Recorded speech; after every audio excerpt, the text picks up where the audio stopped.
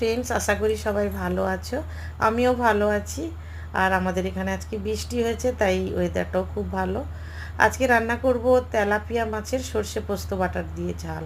তার জন্য দেখো, প্রথমে মাছটা ভেজে নিলাম লবণ হলুদ মাখিয়ে। তারপরে ওই মাছ ভাজার তেলে আর একটু তেল দিয়ে প্রথমে লবণ দিলাম, তারপরে দিয়ে দিলাম পেঁয়াজ বাটা, তারপরে দিয়ে দিলাম একটা টমেটো কুচি আর কয়েকটা চিরা কাঁচা লঙ্কা।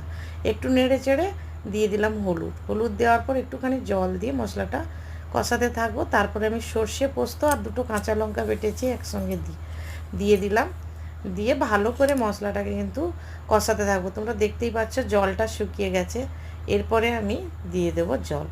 দিয়ে যখন ঝোলটা ফুটতে থাকবে, ভেজে রাখা মাছগুলো দিয়ে দেবো। তো একেবারে শুকনো শুকনো করবো না।